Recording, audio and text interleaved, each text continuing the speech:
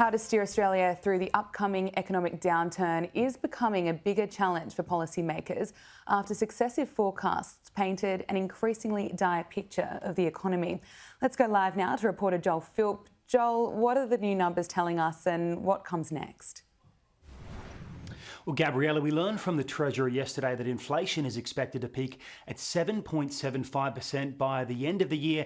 That's a little bit higher than what the Reserve Bank was forecasting, and that inflation, according to these new forecasts, won't get back inside the RBA's 2 to 3% target range until the middle of 2024, and that GDP is expected to slow to a growth rate of just 2%. So those are the knowns. The next unknown is what the Reserve Bank will do when it meets on August 2nd. Here's an economist's take on what the Reserve Bank should do, starting with a 50 basis point hike next Tuesday. I'm of the view that they don't need to rush. They're more than likely to do a big move next week. But then I think they should pause, watch how the housing market goes in the spring selling season, because of course that's the key impact of interest rates initially on the economy. And wait for the next inflation number in October, wait for the budget, and then finish the year probably, I'd say, with a couple more, but just 25s, cash rate at 2.5 by Christmas. The Shadow Treasurer is arguing that the Albanese government's spending commitments will force the Reserve Bank to push interest rates higher than it otherwise would, and that the right approach is to cut back on excessive spending while encouraging more Australians, perhaps older Australians, into work. If you throw spending at a period when you've got a period of high inflation and higher interest rates, you just make it worse. You simply add fuel to the fire. So that's not the right answer.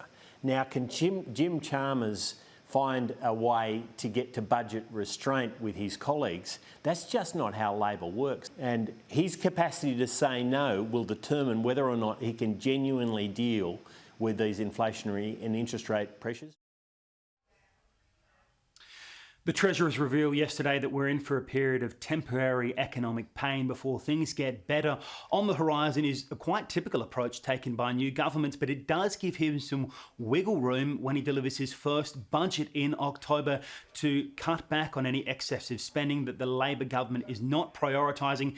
It looks likely from the Treasurer's language that he'll be pulling back some of that Liberal-focused spending and channeling it in towards Labor's projects, and their focus on productivity is about putting money into future-focused industries.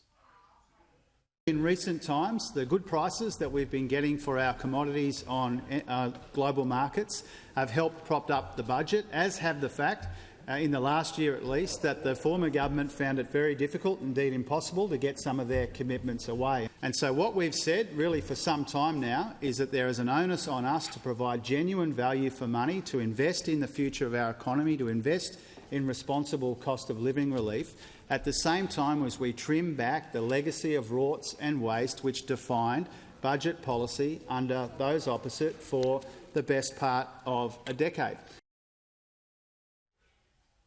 Gabriella, that's what we saw on the first sitting week of the Albanese government. Politicians are now leaving Canberra for the weekend, but they will be back again next week. Joel Philp, thanks so much.